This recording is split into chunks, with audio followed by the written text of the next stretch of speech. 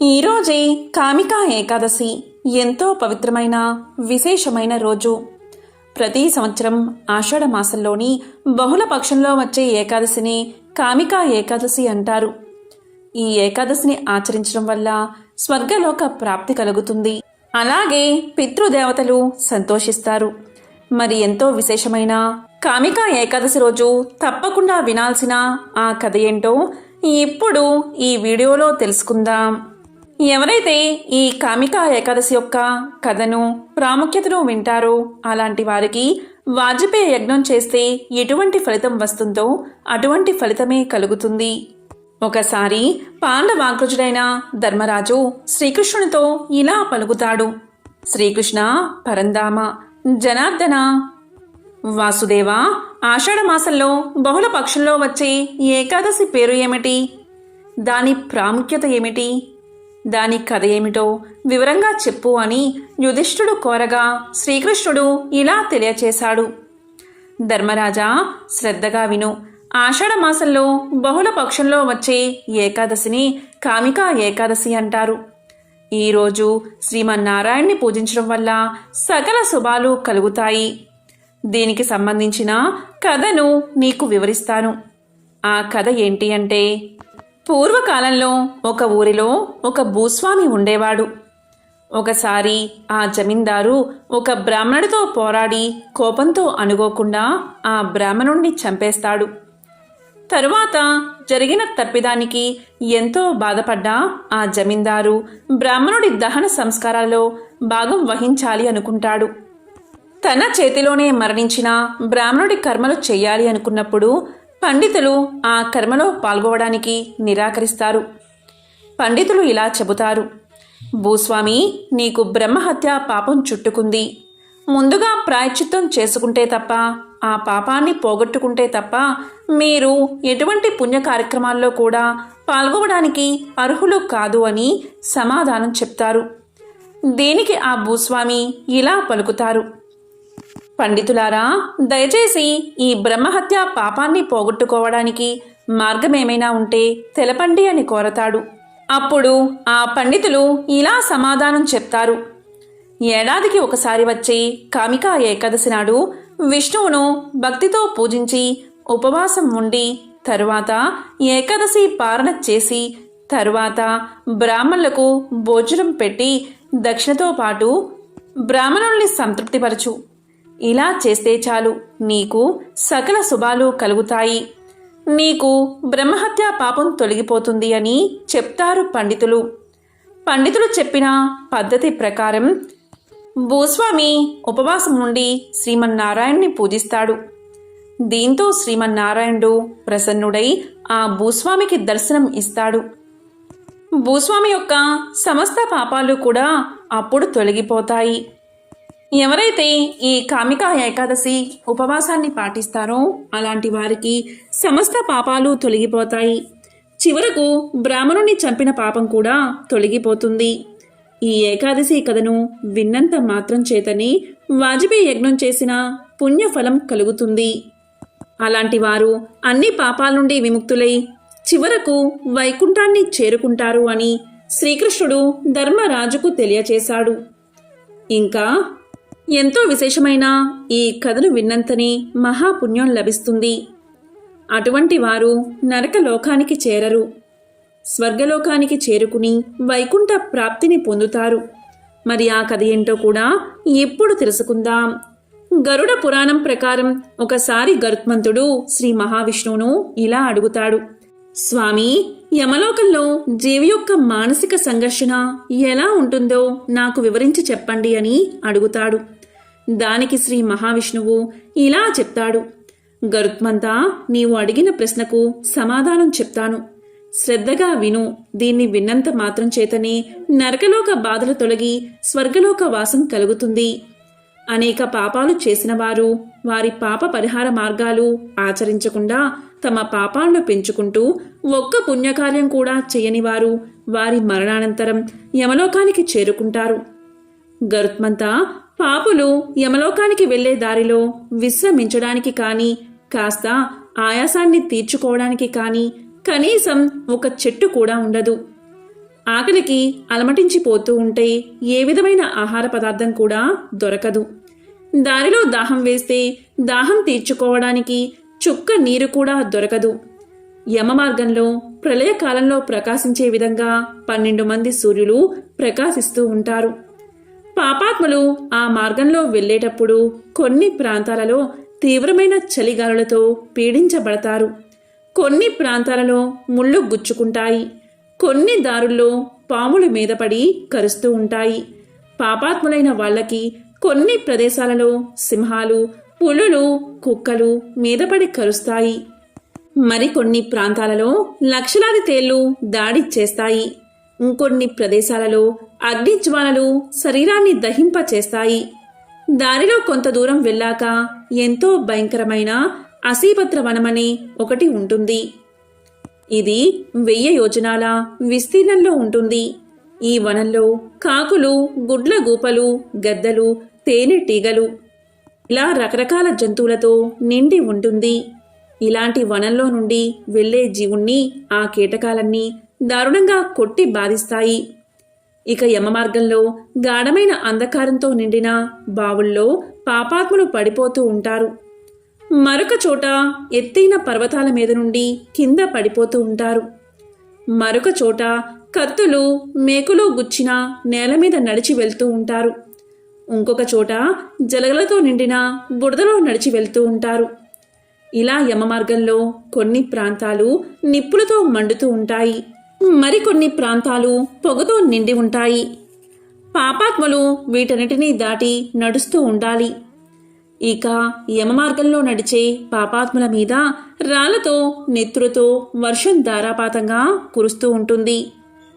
ఇలా కురిసి కురిసి పాపాత్ములని అనేక బాధలకు గురిచేస్తుంది. అంతేకాదు గరుత్మంతా ఒక చోట ఎత్తైన పర్వతాలు ఎక్కాలి.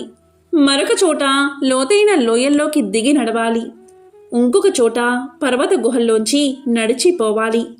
భయంకరమైన ఆ గుహమార్గంలో ఒక చోట చీము, నెత్తురుతో నిండిన పెద్ద పెద్ద మడుగులు ఉంటాయి. వాటిలో ఈదుకుంటూ ముందుకు సాగాలి. కాబట్టి గరుత్మంతా ఇన్ని బాధలు పడుతూ ఆ పాపాత్ముడు నడుస్తూ తనలో తాను పశ్చాత్తాపడుతూ ఇలా అనుకుంటాడు. అయ్యో కుమారా, నాకెంత కష్టం వచ్చిందో, ఎన్ని పాపాలు చేశాను నేను అని ఏడుస్తూ పశ్చాత్తాపడతాడు. ఎంతో గొప్ప పుణ్యకర్మలు చేస్తే కానీ మానవ జన్మ లభించదు కదా. అలాంటి మానవ జన్మ లభించినప్పటికీ నేను ఏ పుణ్యకార్యమైనా చెయ్యలేకపోయాను. ఎంతో పాపం చేశాను కదా, నాకింత కష్టం కలిగింది అని పశ్చాత్తాపడతాడు. అంతేకాదు మరొకడు ఇలా ఆలోచిస్తాడు. నేనెప్పుడూ దాన ధర్మాలు చేయలేదు. హోమం కానీ, జపం కానీ, తపం కానీ ఆచరించలేదు. కనీసం పుణ్యక్షేత్రాలు అయినా దర్శించలేదు. అందుకే నాకీ కర్మ పట్టింది. చేసిన కర్మ అనుభవించాలి కదా అనుకుంటాడు. మరొకడు ఇలా అనుకుంటాడు. నేను జీవితంలో ఏనాడు గంగానదిలో స్నానం చేయలేదు. సత్పురుషుల్ని ఎప్పుడూ సేవించలేదు. పరోపకారం అంటే ఏమిటో కూడా నాకు తెలియదు. అందుకే నాకీ బాధలు వచ్చాయని చింతిస్తాడు ఒకడు. మరొకడు ఇలా అనుకుంటాడు. అయ్యో, నేను జీవించి ఉన్నప్పుడు మనుషులు, పశువులు జీవించడం కోసం నీళ్లు లేని ప్రదేశంలో చిన్న చెరువును కూడా తవ్వించలేదు. కనీసం కుండలో నీళ్లు కూడా పెట్టలేదు. గోవుల కోసం ఆకలితో అలమటించే వాళ్ళకి కొంచెం ధనాన్ని కూడా వెచ్చించలేదు. అందుకే నాకీ నరక యాతన తప్పదు అని ఏడుస్తూ ఉంటాడు. ఒక స్త్రీ ఇలా అనుకుంటుంది. అయ్యో, ఏ రోజైనా ఆవుకు మేత పెట్టానా? ఒక్క పుణ్యగ్రంథమైనా చదివానా? వేదాల్ని, శాస్త్రాల్ని కనీసం నమ్మనైనా నమ్మలేదు. ఒక్క పురాణ కథను కూడా వినలేదు. చెప్పేవారిని గౌరవించలేదు. కాబట్టి నాకీ కర్మ పట్టింది అని బాధపడుతూ ఉంటుంది. వేరొక స్త్రీ, అయ్యో, నేను నా భర్త ఇష్టానుసారంగా ఒక్కరోజు కూడా నడుచుకోలేదు. పతివ్రత ధర్మాలను ఏ ఒక్కటి ఆచరించలేదు. గురువులకు తగిన మర్యాద ఇవ్వలేదు. అందుకే నాకీ కష్టాలు ప్రాప్తించాయి. దీనిని అనుభవించక తప్పదు కదా అని వాపోతుంది. వేరొక పడతి ఇలా అనుకుంటుంది. భర్తను గౌరవించడం స్త్రీ ధర్మం అని తెలిసి కూడా నేను ఆ పని చేయలేదు. ఇది నేను స్వయంగా చేసుకున్న పాపమని బోరున విలపిస్తుంది.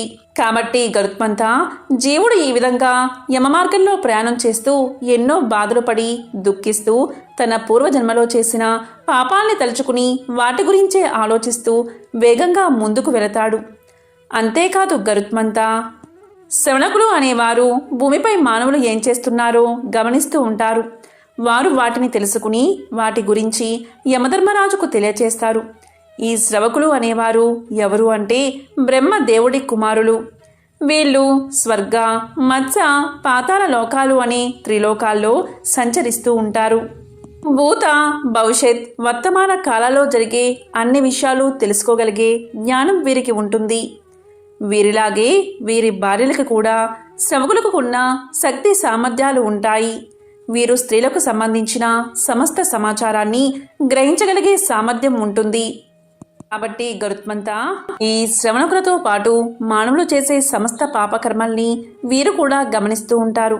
వారు ఎవరు అంటే సూర్యుడు, చంద్రుడు, పగలు, రాత్రి, అగ్ని, ఆకాశం, భూమి, జలం, ఆత్మ, యమధర్మరాజు, ఉదయం సాయంత్రం ఉభయ సంధ్యలు, ధర్మం, వీరంతా మానవులు చేసే పాప పుణ్యాలను పరిశీలిస్తూ ఉంటారు. ఇలా యమధర్మరాజు, చిత్రగుప్తుడు, శ్రవణులతో పాటు సూర్యాది ఇతరులు కూడా తమ తమ స్థానాల్లో ఉండి అంతా చూస్తూ ఉంటారు అని గరుత్మంతునికి శ్రీ మహావిష్ణువు వివరించాడని గరుడ పురాణం తెలియచేస్తుంది. ఈ ఏకాదశి గురించి విన్నంతనే వాజపేయి యాగం చేసిన పుణ్యఫలం కలుగుతుంది. ఈ రోజున శంఖ, చక్ర, గదాధారి అయిన శ్రీధరుణ్ణి పూజించాలి. శ్రీధరుడు అంటే ఎవరూ కాదు, నేనే అంటే విష్ణువు. అతనే మాధవుడు, మధుసూదనుడు, శ్రీహరి అని కూడా పిలువబడతాడు. ఈ కామికా ఏకాదశి నాడు శ్రీధరుణ్ణి పూజిస్తే ఫలితం కాశీ పట్టణంలో గంగను పూజించడం వల్ల కలిగే ఫలితం కంటే నైమిసారణ్యంలో పుష్కర తీర్థమందు ఉన్న కేదారేశ్వర జ్యోతిర్లింగాన్ని సేవించడం వల్ల కలిగే ఫలితం కంటే కురుక్షేత్రమందు రాహుగ్రస్త సూర్యగ్రహణమందు స్నానం చేయడం వల్ల కలిగే ఫలితం కంటే 1000 రెట్ల అధిక పుణ్యఫలం కలుగుతుంది. సింహరాశి యందు బృహస్పతి ప్రవేశించినప్పుడు గోదావరిలో నాసికా త్రయంబకమున జరిగే కుంభమేళా నాడు స్నానం, దానాలు చేసినందువల్ల కలిగే మహాపుణ్యం కలుగుతుంది.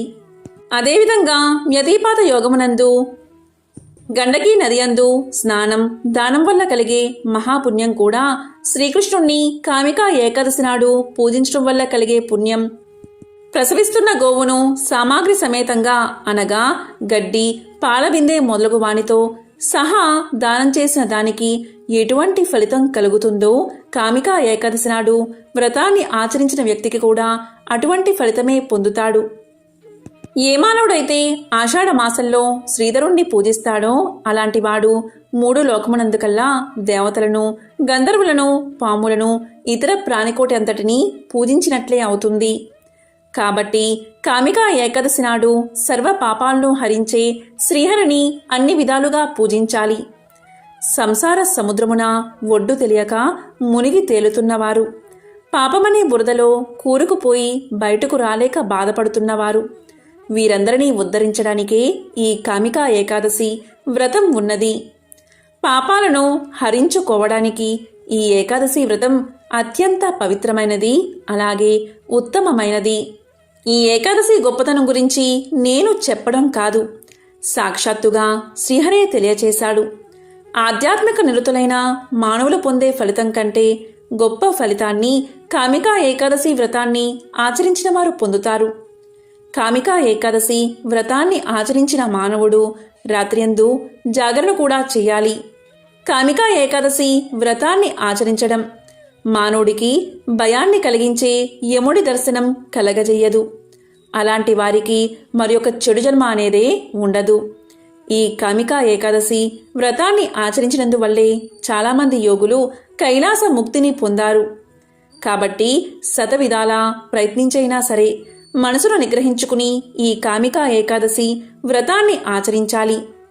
తులసి మొక్కలు నాటి నీరు పోసి పెంచి పోషించి దాని ధనముతో శ్రీహరిని పూజించిన వారు తామరాకుకు నీరు ఏ విధంగా అంటదో అదేవిధంగా పాపాలు వారికి కూడా అంటవు. బంగారం 1 వంతు, వెండి 4 వంతులు వీటితో ఆభరణాలు చేయించి దానం చేసినందువల్ల ఎటువంటి ఫలితం కలుగుతుందో అటువంటి ఫలితమే తులసీ దళాల పూజ వల్ల లభిస్తుంది. వెండి బంగారాలతో తులసీ దళాలు చేయించి పూజిస్తే దానివల్ల కలిగే ఫలితం కేవలం తులసీ దళాలతో స్వామిని పూజిస్తే కలుగుతుంది. శ్రీ మహావిష్ణువును తులసీ దళాలతో పూజిస్తే ఎటువంటి పాపకర్మలైనా కడిగేసుకున్న వారవుతారు.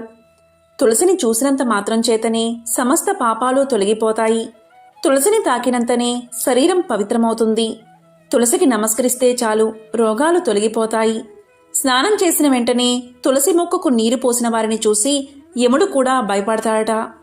తులసి మొక్కను నాటి నీరు పోసి పెంచి పోషించినట్లయితే శ్రీకృష్ణ పరమాత్మ యొక్క సాన్నిధ్యాన్ని పొందవచ్చట.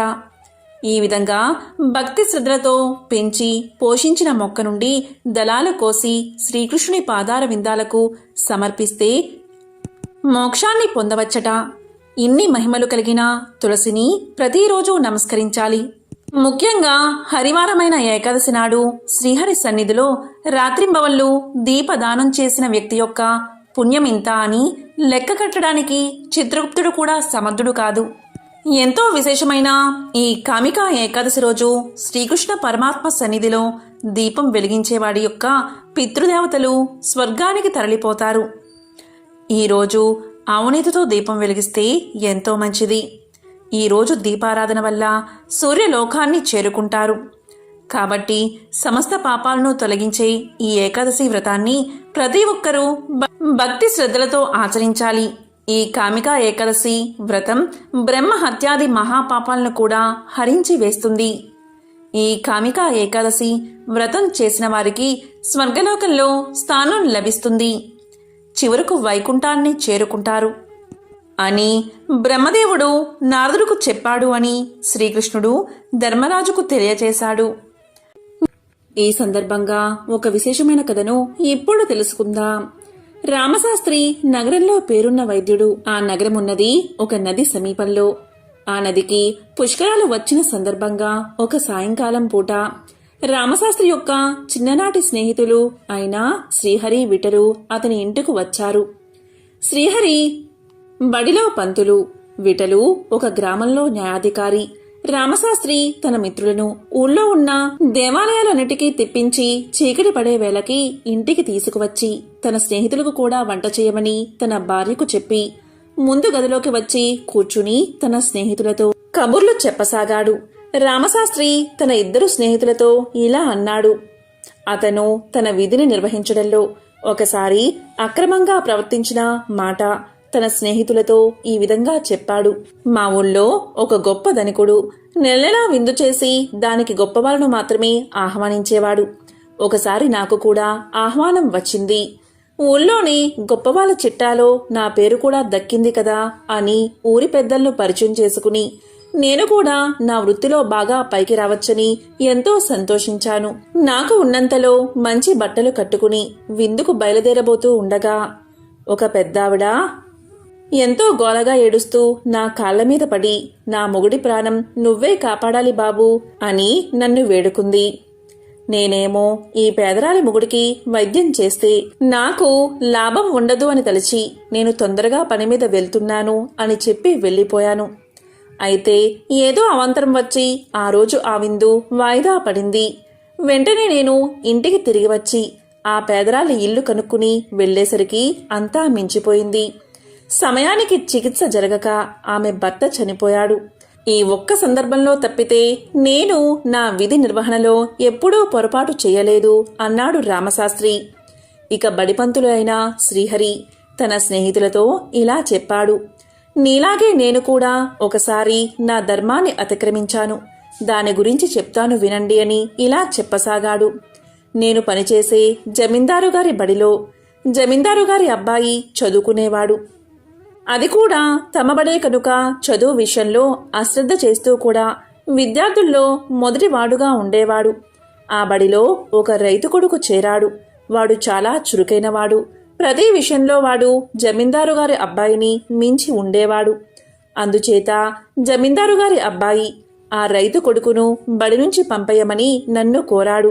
వాడు చెప్పినట్లు చేయకపోతే నా ఉద్యోగం ఎక్కడ ఊడిపోతుందో అని నేను ఆ రైతు కొడుకును చెప్పని పాఠశాలలో ప్రశ్నలు వేసి ఆ పాఠాలు ఇంకా చెప్పలేదు అన్నందుకు వాడి మీద ఎంతో ఎత్తున లేచి వాడిని ఒకనాడు బడి నుంచి వెళ్ళగొట్టాను. రైతుకు తన కొడుకుకు జరిగిన అన్యాయం గురించి తెలుసు. అయినా అతను మెదలకుండా ఊరుకున్నాడు. ఆ విధంగా చదువుకుని పైకి రావాల్సిన రైతు కొడుకు తండ్రితో పాటు పొలం పనులు చేసుకోవాల్సి వచ్చింది అని తెలియచేశాడు రెండవ స్నేహితుడు. ఇక మూడవ స్నేహితుడు అయినా న్యాయాధికారి ఇలా చెప్పసాగాడు. మీలాగే నేను కూడా ఒకసారి నా విధిని నిర్వహించలేకపోయాను అంటూ ఇలా చెప్పసాగాడు. ఒకసారి నా దగ్గరకు ఒక వివాదం వచ్చింది. ఒక పెద్ద వ్యాపారి తన జాగాలో పెద్ద భవంతి కట్టుకున్నాడు. అతని స్థలానికి ఆనుకుని ఒక కాపు స్థలం గుడిసె ఉన్నాయి. ఎంతగా అడిగినా కాపు ఆ స్థలాన్ని వ్యాపారికి అమ్మలేదు. వ్యాపారి తన మనుషుల చేత కాపువాడి గుడిసె కూలదోసి స్థలాన్ని ఆక్రమించుకున్నాడు. ఆ నిజం నాకు తెలుసు. కాని నా చెల్లెల్ని ఆ వ్యాపారి కొడుకు ఇచ్చి పెళ్లి చేసేందుకు మాటలు జరుగుతున్నాయి. ఆ వ్యాపారి బోలెడు పలుకుబడి కలవాడు. అందుచేత నేను ఆ వ్యాపారికి అనుకూలంగా తీర్పు చెప్పాను. ఇదొక్కటే నేను నా వృత్తిలో చేసిన అక్రమం అన్నాడు విఠలు. మొత్తం మీద మనమంతా మన విధులను సక్రమంగా నెరవేరుస్తున్నట్లే. ఇక భోజనాలకి లేద్దాము అంటూ రామశాస్త్రి వంటింట్లో అడుగుపెట్టి నిర్గాంతపోయాడు. అతని భార్య వంట చేసే ప్రయత్నంలో లేదు. తలుపు పక్కనే కూర్చుని ముందు గదిలో జరిగిన సంభాషణలు వింటుంది. ఇదేమిటి ఇలా కూర్చున్నావు, వంట చెయ్యలేదా అని రామశాస్త్రి అడిగాడు. అప్పుడు ఆమె లేదు, ఈ పూటకు నాకు ఒళ్ళు నొప్పులుగా ఉన్నది అని పలికింది. ఆ మాటకు రామశాస్త్రికి ఒళ్ళు మండిపోయింది. ఈ సమయానికి పూటకూళ్ళు కట్టేసి ఉంటారు. రాకరాక వచ్చిన నా స్నేహితులు పస్తున పడుకోవాలా? నాకు కూడా ఎంతో ఆకలిగా ఉంది. ఆ కోపంతోనూ ఆకలితోనూ అతను తన భార్య మీద చేయి చేసుకోబోయాడు. వెంటనే అతని భార్య ఇలా పలికింది. ఆగండి, నేను ఒక్కసారి నా విధిని నిర్వర్తించినందుకే నన్ను కొట్టవచ్చారు. ఏమైపోయిందని ఒక్క పూట తిండి లేకపోతే ఎవరూ చచ్చిపోరు. వైద్యుడు తన విధి నిర్వహించకపోతే ప్రాణం పోతుంది. గురువు విద్యార్థి పట్ల అక్రమంగా ప్రవర్తిస్తే వారి జీవితమే నాశనం అయిపోతుంది. న్యాయాధికారి అక్రమంగా ప్రవర్తిస్తే ఒక మనిషి అనవసరంగా శిక్షకు గురవుతాడు. ఈ వృత్తులను చేసేవాళ్లు ఒకసారి తమ విధి నిర్వహణలో పొరపాటు చేసినా క్షమించరాదు. అలాంటి వాళ్ళు ద్రోహం చేసినట్లే లెక్క. అసలు ముందు మీ ముగ్గురు ఈ విషయం తెలుసుకోండి. మీరు బయటకు వెళ్ళినప్పుడు వంట చేసేశాను, కాళ్ళు కడుక్కుని రండి, వడ్డిస్తాను అంది రామశాస్త్రి భార్య. ఆమె అన్న మాటలకు ఆ ముగ్గురు సిగ్గుతో తలదించుకున్నారు. కాబట్టి ఎంతో పవిత్రమైన ఈ రోజు ఈ కథను విన్నా, చెప్పినా, చదివినా సకల శుభాలు కలుగుతాయి. జన్మల దోషాలు తొలగి కోటి జన్మల పుణ్యం వస్తుంది. మోక్షాన్ని ప్రసాదించే గజేంద్ర మోక్షం కథను ఒక్కసారైనా వింటే చాలు. జన్మల పాపాలు తొలగి మోక్షం కలుగుతుంది. శ్రీ మహావిష్ణువు యొక్క సంపూర్ణ అనుగ్రహం కలుగుతుంది.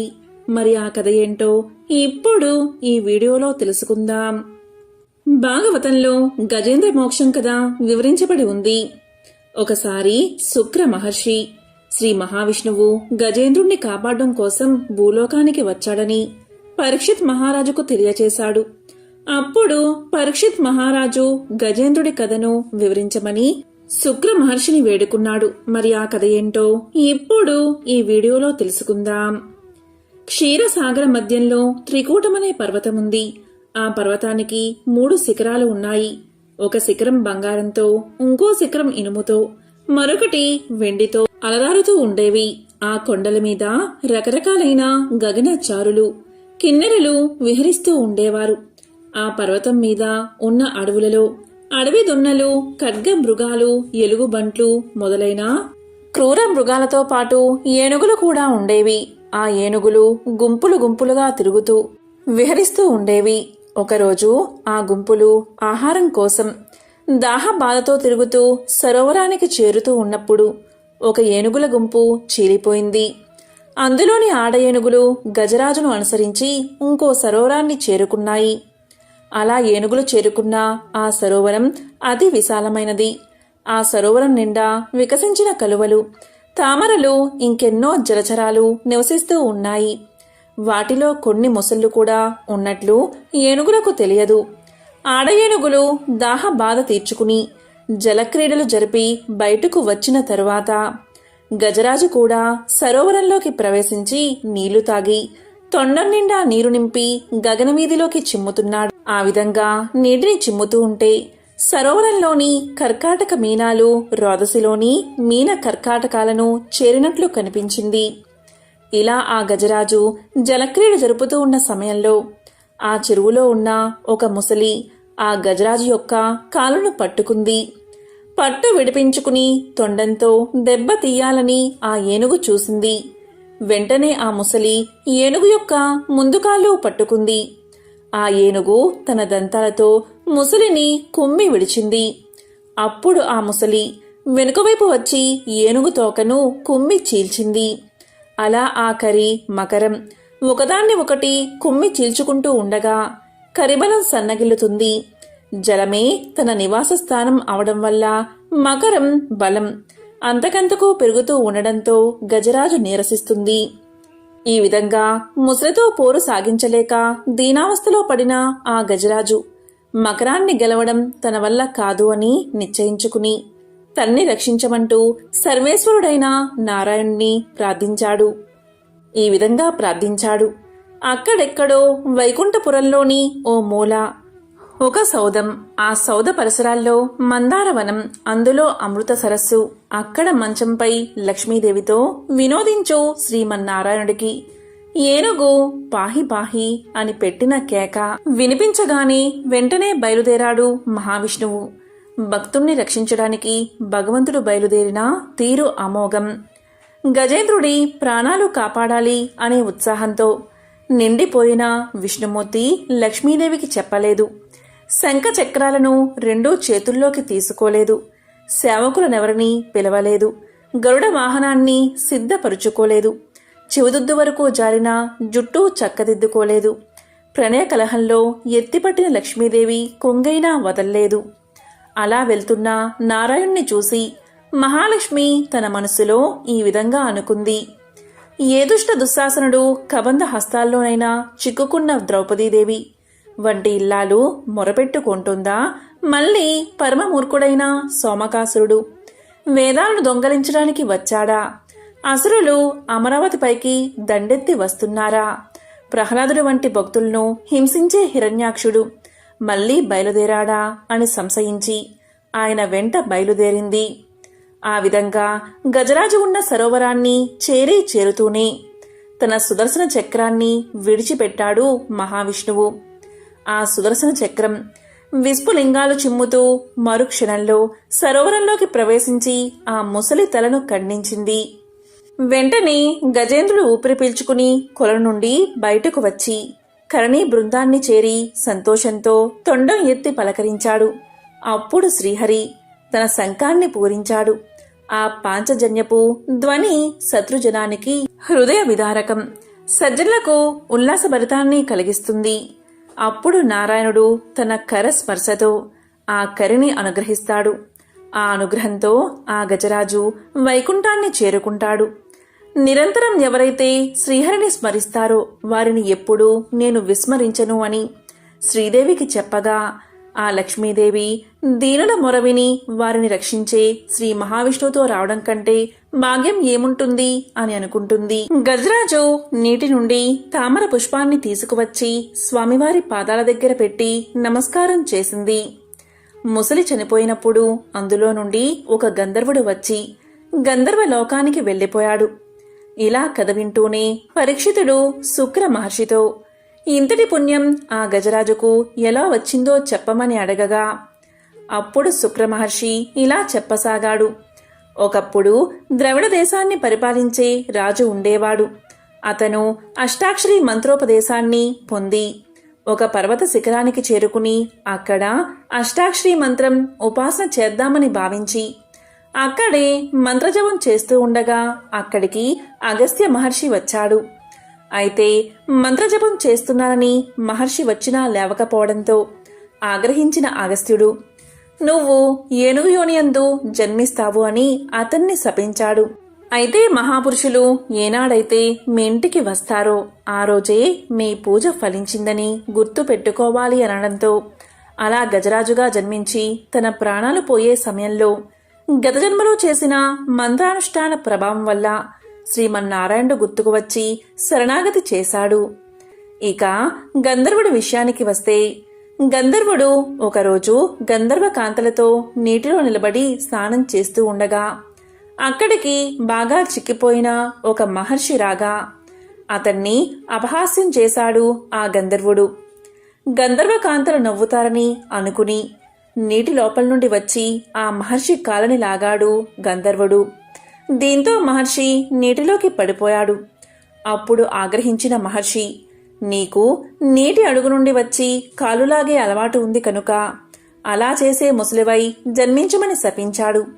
ఆ విధంగా సుదర్శన చక్రంతో తల నరకబడగా అతనికి శాప విమోచనం కలిగింది. అందుకే గంధర్వుడయ్యి గంధర్వ లోకానికి వెళ్లిపోయాడు. ఈ విధంగా గజేంద్ర మోక్షం కథను శుక్ర మహర్షి పరీక్షిత్ మహారాజుకు తెలియజేశాడు. ఈ విధంగా భాగవతంలో చెప్పిన కథలన్నీ ఒక ఎత్తు అయితే గజేంద్ర మోక్షం ఒక ఎత్తు.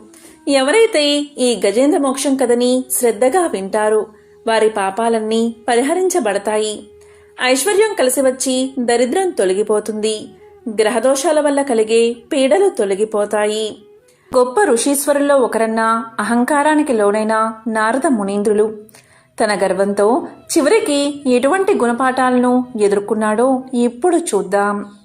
నారద మునీంద్రులు నిరంతరం విష్ణుమూర్తిని తాను రచించి గానం చేసిన పాటలతో స్తుతిస్తూ నారాయణ మంత్రాన్ని ప్రపంచవ్యాప్తంగా విస్తరించేందుకు ఉపయోగించేవాడు. ఒకనాడు చింతిస్తూ ఉన్న ఒక వ్యక్తిని గమనించాడు నారదుడు. క్రమంగా అతని వద్దకు చేరుకుని అతని చింతకు ఆందోళనకు గల కారణాల గురించి వాకబు చేయడం ప్రారంభించాడు. అప్పుడు ఆ ధనవంతుడు ఇలా చెప్పాడు. తాను ఎంత గొప్ప ధనవంతుడినైనా ఆ ధనాన్ని ఉపయోగించుకోవడానికి తనకంటూ వారసుడు లేడని అతని చింతనగా తెలియచేశాడు. అదేవిధంగా తనకు పుత్రుణ్ణి ప్రసాదించమని కంటినిండా ఆశను కలిగి నారద మునీంద్రుల వారిని ప్రార్థించాడు. అప్పుడు నారదుల వారు ఇలా పలికారు. ఓ వర్తకుడా, నాకు వరాలను నేరుగా ఇచ్చే శక్తి లేదు. నేను ఎటువంటి వరాలను ఇవ్వాలి అనుకున్నా అది విష్ణుమూర్తి ద్వారానే ఇవ్వగలను. నేను ఈ విషయాన్ని స్వామివారితో సంప్రదించి నీకు మంచి జరిగేలా చూస్తాను అని తెలియజేశాడు నారదుడు. కానీ ఒక రకంగా ఇది సాధ్యమయ్యే పనేనా అనే సంశయం నారదుడిలో ఉంది. ఇక నారద మునీంద్రులు తన మనసులో ఉన్న ఆ వర్తకుని సందేశంతో విష్ణు భగవానుణ్ణి చేరుకున్నాడు. ఆ సమయంలో విష్ణు భగవానుడు తన నివాస స్థానమైన వైకుంఠంలో ధ్యానంలో కూర్చుని ఉన్నాడు. నారాయణ నారాయణ అని విన్న వెంటనే వచ్చింది నారద మునీంద్రుల వారిని వెంటనే అర్థం చేసుకున్నాడు మహావిష్ణువు. వెంటనే నారద మునీంద్రులు ఒక భక్తుడికి తమరి ఆశీర్వాదం కావాలని విష్ణువుని కోరుకున్నాడు. ఆ మాటలు విన్న విష్ణు భగవానుడు కళ్ళు తెరిచి ఎవరికి ఆశీర్వాదం కావాలి, ఎందుకని ఇవ్వాలి అని అడిగాడు. దానికి నారదుడు ఇలా సమాధానం చెప్పాడు. ధనవంతుడైన ఒక వర్తకుడి సమస్యను మొత్తం తెలియచేశాడు. క్రమంగా అతనికి పుత్ర సంతాన యోగ్యం కలిగించమని వేడుకున్నాడు. కాని అందుకు విష్ణు భగవానుడు ఇలా పలికాడు. నారద, ఆ వర్తకుడికి తండ్రయ్యే యోగ్యత లేదు. విధివ్రతను అనుసరించి విధానాలు ఉండాలి కానీ వాటిని మార్చే ప్రయత్నం అస్సలు చేయకూడదని తెలియచేశాడు. అలాగే నారద, ఇలాంటి మార్పులు చేయడం ప్రకృతి విరుద్ధమని తేల్చి చెప్పాడు విష్ణువు. క్రమంగా విష్ణుమూర్తి నిర్ణయాన్ని గౌరవించి వర్తకుని పట్ల జాలితో అక్కడి నుండి వెళ్లిపోయాడు నారదుడు. కొన్నేళ్లు గడిచిన తర్వాత నారద మునీంద్రుల వారికి ఒకసారి ఆ ధనిక వర్తకుణ్ణి సందర్శించాలి అనిపించింది. క్రమంగా అనుకున్నదే తడవుగా వర్తకుని ఇంటికి వెళ్ళాడు. అయితే ఆ వర్తకుడు నలుగురు కుమారులతో ఆడుకుంటూ ఉండడం చూసి నారదుడు ఆశ్చర్యపోయాడు. వెంటనే వర్తకుణ్ణి ఆ నలుగురు బాలురు ఎవరు అని అడిగాడు. దానికి వర్తకుడు సంతోషంగా ఇలా సమాధానం చెప్పాడు. ప్రభూ, నాకు మీ కారణంగా పుణ్యం వరించింది. ఈ రోజున మీ ఆశీర్వాదం కారణంగా నలుగురు కొడుకులు కలిగారు అని బదులు చెప్పాడు. అయోమయానికి గురైన నారదముని తక్షణమే ఆ ప్రదేశాన్ని వదిలి విష్ణుమూర్తి యొక్క నివాస స్థలమైన వైకుంఠాన్ని చేరుకున్నాడు. నారాయణ నారాయణ ఓ వైకుంఠనాథ, అతని విధిరాతను మరలా రాయడం జరగని పని అని చెప్పిన మీరు ఇదంతా ఎలా చేయగలిగారు అని అడిగాడు. దానికి విష్ణుమూర్తి నవ్వి ఇలా పలికాడు, అప్పుడప్పుడు నా భక్తుల భక్తిని పరీక్షించే సమయం వస్తుంది. ఆయా సందర్భాలలో వారి భక్తిలోని నిబద్ధత కూడా వారికి సహకారం అందించగలదు. ఒకసారి ఒక దివ్య ఋషి నన్ను చూడ్డానికి వైకుంఠానికి వచ్చారు. అప్పుడు నేను నా కడుపులో నొప్పితో బాధపడుతున్నాను. నన్ను అలా చూసిన ఆ ఋషి, మీ నొప్పి తీర్చేందుకు నేను మీకు ఎలా సహాయం చేయగలను అని అడిగాడు. అప్పుడు నేను ఇలా చెప్పాను, భూమి మీద ఒక మానవుడి గుండె రక్తాన్ని పొందగలిగితే ఈ నొప్పి తగ్గుతుంది అని. అంతేకాదు ఇలా కూడా చెప్పాను, ఋషీశ్వరులు మానవుల కిందకు రారు, వారు దైవంతో సమానం. అతని రక్తం ఏమాత్రం ఉపయోగపడదు. కావున కేవలం భూమి మీద ఉన్న మానవుడి రక్తమే నా సమస్యకు పరిష్కారమని తేల్చి చెప్పాను. క్రమంగా మానవ రక్తాన్ని సాధించడంలో ఆ ఋషీశ్వరుడు ప్రపంచవ్యాప్తంగా తిరగడం ప్రారంభించాడు. దేవుడికి మీ రక్తం అవసరమని, అతని కడుపులోని బాధను తీర్చేందుకు మీ సహకారం అవసరమని ప్రతి ఒక్కరికి చెప్పాడు. కానీ దీని పట్ల ప్రజలు విశ్వాసాన్ని చూపలేదు. క్రమంగా ఆ ఋషి మీరు నాకు చెప్పిన అదే వర్తకుడి దగ్గరకు చేరుకున్నారు. వర్తకుడు కేవలం తనను దైవఋషి అని మాత్రమే గుర్తించకుండా అతన్ని నమ్మాడు కూడా. కత్తితో తన ఛాతిని పొడుచుకుని అతను కోరుకున్న విధంగా 4 చుక్కల రక్తాన్ని అందించాడు. అతని ధైర్య సాహసాలకు, నాపై ఉన్న ప్రేమ, భక్తి మరియు విజ్ఞానానికి మెచ్చిన నేను ఆ వర్తకుణ్ణి ఆశీర్వదించాను. క్రమంగా ఇప్పుడు అతనికి సంతాన యోగ్యం కలిగిందని తెలియజేశాడు మహావిష్ణువు. క్రమంగా నారదముని విష్ణుమూర్తి అందరినీ ఒక కంట గమనిస్తూనే ఉంటాడని, మరియు ఆయా వ్యక్తుల పాపపుణ్య ఫలాలను, భక్తి ప్రపత్తులను, నిబద్ధతను ఉద్దేశించి వారి కోరికల సాధ్య అసాధ్యాలు ఉంటాయని గ్రహించాడు.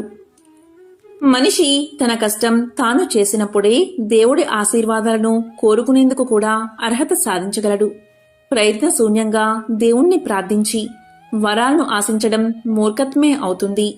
నలుగురితో మంచిగా ఉంటూ సద్గుణ సంపన్నుడై నలుగురికి ఆదర్శప్రాయంగా మెలిగే ఎటువంటి వ్యక్తి అయినా దేవుని కనుసన్నల్లోనే ఉంటారని ఈ కథ ద్వారా అర్థమవుతుంది.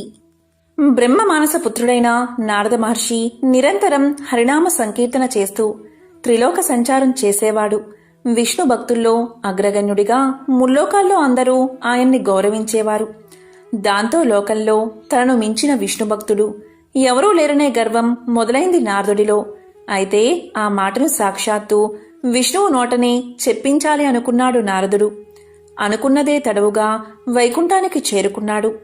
శేషతల్పంపై విశ్రాంతి తీసుకుంటున్న విష్ణువును దర్శించుకుని యథాప్రకారం హరినామ సంకీర్తనం ప్రారంభించాడు నారదుడు. మహావిష్ణువు మహదానందంగా నారదుడి సంకీర్తనను అరమోడ్పు కన్నులతో పరవశుడై ఆస్వాదించాడు. సంకీర్తన తర్వాత నారదుణ్ణి కుశల ప్రశ్నలు వేశాడు. కుశల ప్రశ్నలు పూర్తయ్యాక నారదుడు తన మనసులోని మాటను బయటపెట్టాడు. దేవా, నాదో చిన్న సందేహం, మీరే దాన్ని తీర్చాలి అంటూ వినయంగా అర్థించాడు. ఏమా సందేహం, సంకోచించకుండా అడుగు అన్నాడు విష్ణువు చిరునవ్వులు చిందిస్తూ. ముల్లోకాల్లో మిమ్మల్ని కొలిచే భక్తులలో ఎవరు అగ్రగణ్యుల్లో మీ నోటని తెలుసుకోవాలి అనుకుంటున్నాను దేవా అన్నాడు నారదుడు. దానికి మహావిష్ణువు, ఇదేమంత పెద్ద సందేహం, అదిగో భూలోకంలో అటు చూడు, అక్కడ కనిపిస్తున్న పొలంలో పనిచేసుకుంటున్నాడో రైతు అన్నాడు విష్ణువు. చూశాను ప్రభు అన్నాడు నారదుడు. అందరికంటే అతడే నా భక్తుల్లో అగ్రగణ్యుడు అన్నాడు విష్ణువు. హతాశుడయ్యాడు నారదుడు. తన పేరే చెబుతాడు అనుకుంటే ఎక్కడో మారుమూల గ్రామంలో పొలాన్ని సాగు చేసుకునే రైతు రోజుకి 4-5 సార్లు కంటే నారాయణ్ణి తలుచుకోని సామాన్యుడు తన భక్తుల్లో అగ్రగణ్యుడని చెప్పడానికి మహావిష్ణువుకి మనసెలా వచ్చింది అని మదనపడసాగాడు నారదుడు.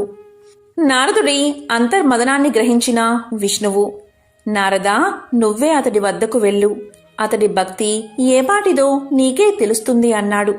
ఇదేదో తేల్చుకోవాలి అనుకున్నాడు నారదుడు. సరే అంటూ భూలోకానికి చేరుకున్నాడు. నేరుగా ఆ రైతు ముందు ప్రత్యక్షమయ్యాడు. తన ఎదుట సాక్షాత్తు నారద మహర్షి ప్రత్యక్షం కావడంతో ఆ రైతు పరమానంద భరితుడయ్యాడు. అయ్యా, మహావిష్ణువు ఎలా ఉన్నారు? వైకుంఠంలో ఆయన క్షేమమేనా? అభాగ్యుణ్ణి. ఎప్పుడో తప్ప ఆయన్ని తలుచుకునే తీరికే ఉండదు నాకు. మీ దర్శనంతో సాక్షాత్తు విష్ణువుని చూసినంత ఆనందం కలుగుతుంది అంటూ నారదుడికి అతిథి మర్యాదలు చేశాడు. నారదుడు తిరిగి బయలుదేరే ముందు, అయ్యా, చిన్న కోరిక అన్నాడు ఆ రైతు. ఏంటో చెప్పమన్నట్లుగా చూశాడు నారదుడు. ఒక కుండలో పాలు తెచ్చి ఇచ్చాడు రైతు. అయ్యా, నా కానుకగా ఈ పాలకుండను వైకుంఠానికి తీసుకువెళ్లి విష్ణుదేవులకి నివేదించండి అన్నాడు రైతు. అప్పుడు నారదుడు అదెంత పని అంటూ పాలకుండ తీసుకుని వైకుంఠానికి బయలుదేరాడు. అయితే పాలు ఎక్కడ తొనిగిపోతాయో అనే భయంతో జాగ్రత్తగా కుండను పొదివి పట్టుకున్నాడు. మొత్తానికి ఎలాగోలా వైకుంఠానికి చేరుకుని విష్ణువును దర్శించుకున్నాడు. రైతు ఇచ్చిన పాలకుండను అందించాడు. దేవా, ఆ రైతుకు ఎప్పుడో తప్ప మిమ్మల్ని తలుచుకునే తీరిక ఉండదట. రోజుకు 4-5 సార్లు తలుచుకుంటాడట అన్నాడు ఫిర్యాదు చేసినట్లుగా. ఈ పాలకుండను తెస్తున్నప్పుడు నువ్వు నన్ను ఎన్నిసార్లు తలుచుకున్నావు అని ప్రశ్నించాడు విష్ణువు. ఒక్కసారి కూడా తలుచుకోలేదు. నా దృష్టి మొత్తం పాలకుండపైనే ఉంది. పాలెక్కడ తొణికిపోతాయో అనే ఆందోళనే నా మనసంతా నిండిపోయింది అని తలదించుకుని బదులిచ్చాడు నారదుడు. రోజంతా శ్రమిస్తూ ఉన్నప్పటికీ నన్ను మర్చిపోకుండా రోజుకు కనీసం 4-5 సార్లు అయినా తలుచుకుంటున్నాడు కదా ఆ రైతు అన్నాడు విష్ణువు. ఆ మాటతో నారదుడి గర్వం నశించింది. ఆ రైతు తనకంటే ఎందుకు గొప్ప భక్తుడో అర్థమైంది. ఒక ఊరిలో ఒక ధనవంతుడు ఉండేవాడు. అతను మహావిష్ణువు యొక్క భక్తుడు. విష్ణుపై ఉన్న అచంచలమైన భక్తితో తన ఇంటి ఆవరణలోనే ఒక మందిరాన్ని కట్టించాడు. అందులో సుందరమైన విష్ణు విగ్రహాన్ని ప్రతిష్ఠించి విగ్రహానికి షోడశోపచారాలతో పూజలు చేయసాగాడు. చక్కని రుచికరమైన నైవేద్యాలు, నేతి దీపాలు, పరిమళాల ధూపాలతో అత్యంత వైభవంగా విష్ణువును పూజించసాగాడు. అతనికి అనుకోకుండా వ్యాపారంలో నష్టం వచ్చింది. అప్పుడు ఎవరో ఇలా సలహా ఇచ్చారు. విష్ణువు సంపద ప్రదాత కాదు. సంపద రావాలి అంటే, సిరి సంపదలతో తుల తూగాలి అంటే లక్ష్మీదేవి పేరు చెప్పి ఆ దేవతని ఆరాధించమని చెప్పారు. వెంటనే ఆ ధనవంతుడు ఆ దేవతా విగ్రహాన్ని తెచ్చాడు.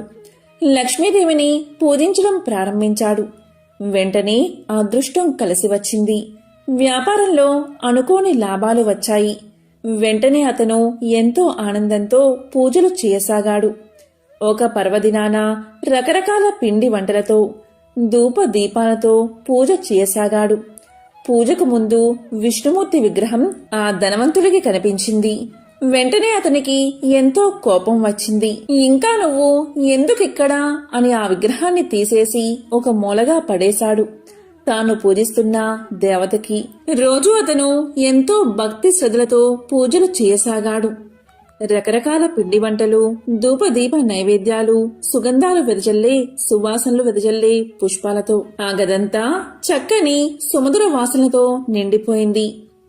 అతనికి దూరంగా ఒక మూలాన పడేసిన విష్ణు విగ్రహం కనిపించింది. వెంటనే అతను కోపంగా లేచి వెళ్లి ఒక వస్త్రంతో ఆ విగ్రహం యొక్క ముక్కు మూసేశాడు. ఈ వాసనంతా హాయిగా ఆస్వాదిస్తున్నావా? ఇవన్నీ నీకోసం చెయ్యలేదులే. ఈ వస్తువుల వాసనలు కూడా నీకు తగలకూడదు అని పలికాడు ధనవంతుడు. ఇక వెంటనే మరుక్షణమే విష్ణుమూర్తి ప్రత్యక్షమయ్యాడు. చిరునవ్వుతో జగన్మోహన కాంతితో ఉన్న ఆ వాసుదేవుణ్ణి చూసి ఆ ధనవంతుడు ఇలా పలికాడు. స్వామి, నిన్ను ఎంతగానో ఆరాధించాను. రకరకాల నైవేద్యాలు కూడా పెట్టాను. అప్పుడు నీవు కనికరించకుండా కష్టాలు అనుభవించేటట్లు చేశావు. మరి ఇప్పుడు నిన్ను ఆరాధించడం మానేశాక లక్ష్మీదేవిని సేవిస్తూ ఆ నైవేద్యాల వాసన కూడా నీకు రానివ్వకుండా చేస్తే ఇప్పుడు ప్రత్యక్షమై కనుకరించావు. ఇదేమి వింత స్వామి అని ప్రశ్నించాడు ధనవంతుడు. అందుకు ఆ మహామాయావి అయిన విష్ణువు, నవ్వుతూ ఇలా పలికాడు. నీవు పూజలు చేశావు నిజమే, నైవేద్యాలు నివేదించావు అది నిజమే, కాని నేను అక్కడ ఉన్నాను అన్న భావనతో నీవు చేయలేదు. ఏదో పూజ చేశావు, ఏదో నైవేద్యం సమర్పించావు అన్నట్లు చేశావు, కాని ఇప్పుడు నీవు అలా అనుకోలేదు. నేను ఇక్కడే ఉన్నాను అనుకున్నావు. ఆ వాసనలు కూడా, అంటే నైవేద్యాల గుమగుమలు కూడా నేను అనుభవిస్తున్నాను అనే భావన నీలో కలిగింది. నా ఉనికి, నా సాన్నిధ్యం నీ భావనలో పొందావు. నన్ను ద్వేషించినా నేను ఇక్కడ ఉన్నాను అనే భావన్ని చెందావు. ఇక్కడే ఉన్నా నా ముక్కు మోసావు, అంటే అంత ప్రత్యక్ష భావన నీలో కలిగింది. ఎప్పుడైతే ఆ భావన నీలో కలిగిందో నా సాక్షాత్కారం లభించింది అన్నాడు మహావిష్ణువు. దానికి ఆ విష్ణు భక్తుడికి ఎంతో ఆనందం కలిగింది. ఆ రోజు నుంచి అతను ఎంతో భక్తిభావంతో లక్ష్మీనారాయణులు తన ఇంట్లోనే ఉన్నారు అనే భావనతో పూజలు చేయసాగాడు. చివరకు మోక్షాన్ని పొందాడు. మోక్షం అనే పదం దాదాపు అందరూ వినే ఉంటారు. ఏదో ఒక సందర్భంలో హమ్మయ్య మోక్షం కలుగుతుంది అనుకుంటారు. ఇంతకీ మోక్షం అంటే ఏమిటి, అదెలా లభిస్తుందో తెలియచేసే పురాణ కథ ఇది. త్రిలోక సంచారి అయిన నారదుడు ఒకసారి భూమి మీద ఉన్న విష్ణు భక్తులను పలకరించేందుకు వెళ్ళాడు. ఆయన 3 వ్యక్తుల్ని కలిశారు. వారిలో మొదటి వ్యక్తి ఒక ముని. నిత్యం హరినామ స్మరణలోని మునిగితేలే ముని దగ్గరకు వెళ్ళాడు నారదుడు. నారదుణ్ణి చూసిన ముని ఇలా పలికాడు. అయ్యా, వైకుంఠం నుంచి ఎప్పుడు వచ్చారు? విష్ణు భగవానుడు ఎలా ఉన్నారు? ఏం చేస్తున్నారు? మీరు తరచూ వైకుంఠానికి వెళ్తూ ఉంటారా అని ప్రశ్నలతో ముంచెత్తాడు. దానికి స్పందించిన నారదుడు ఇలా చెప్పాడు. శ్రీ మహావిష్ణువు బాగానే ఉన్నారు. వైకుంఠానికి నేను తరచూ వెళ్తూనే ఉంటాను అని సమాధానం చెప్పాడు. అప్పుడు ముని ఇలా అడిగాడు. అయితే స్వామి, ఈసారి మీరు వైకుంఠానికి వెళ్ళినప్పుడు నాకు మోక్షం ఎప్పుడు ప్రసాదిస్తారో స్వామివారిని అడగండి అన్నాడు. సరే అని ముందుకు సాగిన నారదుడు ఆ తరువాత చెప్పులు కుట్టే వ్యక్తికి కనిపించాడు. అప్పుడు చెప్పులు కుట్టే వ్యక్తి ఇలా పలికాడు. స్వామి, మిమ్మల్ని చూస్తే సాక్షాత్తు ఆ విష్ణుమూర్తినే చూసినట్లుంది. స్వామివారు ఎలా ఉన్నారు? వైకుంఠం నుంచి మీరు ఎప్పుడు వచ్చారు? ఏం చేస్తున్నారు అని అడిగాడు. అప్పుడు నారదుడు ఇలా చెప్పాడు. స్వామి బాగానే ఉన్నారు. నేను మళ్ళీ అక్కడికే వెళ్తున్నాను. నీ గురించి ఏమన్నా అడగమంటావా అన్నారు నారదులవారు. అప్పుడు చెప్పులు కుట్టేవాడు ఇలా అన్నాడు. అడగడానికి ఇంకేముంది తండ్రి, ఆ స్వామివారి కటాక్షం ఎప్పుడు లభిస్తుందో, నాకు మోక్షం ఎప్పుడు సిద్ధిస్తుందో కనుక్కోండి చాలు అన్నాడు. సరే అన్న నారదుడు వైకుంఠానికి తిరుగు పయనమయ్యాడు. వైకుంఠంలో స్వామివారి దగ్గరకు వెళ్లిన నారదులవారు తాను భూలోకంలో కలిసిన వ్యక్తుల గురించి చెప్పి వారి సందేహాలు అతని ముందుంచారు. అప్పుడు మహావిష్ణువు ఏమన్నారు అంటే, నారదా, నాలో ఐక్యమయ్యేందుకు ఆ ముని మరెన్నో జన్మలు వేచి ఉండాలి. కాని ఆ చెప్పులు కుట్టుకునే వ్యక్తికి మాత్రం ఇదే చివరి జన్మ అన్నారు మహావిష్ణువు. ఆశ్చర్యపోయిన నారదులవారు నిత్యం హరినామస్మరణలో మునిగితేలే మునికి మరెన్నో జన్మలు ఉండడమేమిటి? సాధారణ జీవనం గడుపుతున్న చెప్పులు కుట్టే వ్యక్తికి ఇదే ఆఖరి జన్మ కావడం ఏంటి అనే సంశయంలో ఉండిపోయాడు నారదుడు. ఇది గమనించిన శ్రీహరి ఇలా పలికాడు. ఈసారి నువ్వు వారిద్దరినీ కలిసినప్పుడు స్వామివారు ఏం చేస్తున్నారు అని వాళ్ళు అడుగుతారు కదా, అప్పుడు ఆయన సూది బెజ్జంలోంచి ఏనుగును పంపిస్తున్నారని చెప్పు. వారిలో ఎవరు గొప్ప భక్తులో నీకే తెలుస్తుంది అన్నారు. ఇక భూలోకానికి తిరిగి బయలుదేరి వెళ్లిన నారదుడు మళ్ళీ ఆ ఇద్దరినీ కలిశాడు. ఎప్పటిలాగే స్వామివారు ఏం చేస్తున్నారని అడిగితే శ్రీహరి చెప్పమన్నా సమాధానమే చెబుతారు నారదులవారు. ఆ విధంగా నారదుడు చెప్పిన వెంటనే ముని ఏమన్నాడంటే, భలేవారే, సూది బెజ్జంలోంచి ఏనుగును పంపించడం ఎలా సాధ్యం? మీరు నాతో పరాచికాలు ఆడుతున్నట్లున్నారు. లేదా ఏదో భ్రాంతికి గురై ఉంటారు అన్నాడు ముని చిరునవ్వుతో. కాని చెప్పులు కుట్టే వ్యక్తి ఇలా అంటాడు. మంచిది మంచిది, స్వామివారు తలుచుకుంటే సాధ్యం కానిది ఏముంటుంది అన్నాడు. స్వామివారు ఎంత గొప్పవారైతే మాత్రం అంత అసాధ్యమైన కార్యాన్ని చేయగలరని నువ్వు నమ్ముతున్నావా అని అడుగుతాడు నారదుడు. దానికి చెప్పులు కుట్టుకునే వ్యక్తి ఇలా చెప్తాడు. నారదా, భలేవారే, భగవంతుడికి అసాధ్యమంటూ ఏముంటుంది? ఇదిగో ఈ మర్రి పండును చూడండి. ఈ మర్రి పండులో వేల గింజలు ఉన్నాయి కదా. ఆ గింజలన్నీ మళ్లీ మర్రి చెట్లుగా మారతాయి కదా. పోనీ అక్కడితో ఆగుతుందా? ఆ మర్రి చెట్టు ఊడలు కిందకి దిగి విశాలమైన వనంగా మారుతుంది. ఇంత చిన్న పండులో అన్ని మహావృక్షాలు ఇమిడి ఉన్నప్పుడు స్వామివారు చేసిన దానిలో ఆశ్చర్యం ఏముంది? సృష్టిలో ఇలాంటి అద్భుతాలన్నీ ఆయనకి సాధ్యమే కదా అన్నాడు చెప్పులు కుట్టుకునే వ్యక్తి. పైకి ఎంతో సాధారణంగా కనిపించి ఆ భక్తుడి మనసులో భగవంతుని పట్ల ఉన్న విశ్వాసం ఎంత బలమైనదో నారదుల వారికి అప్పుడు అర్థమైంది. మోక్షం చెప్పులు కుట్టే వ్యక్తికి ఎందుకు ముందుగా వస్తుందో నారదుడికి తెలిసింది.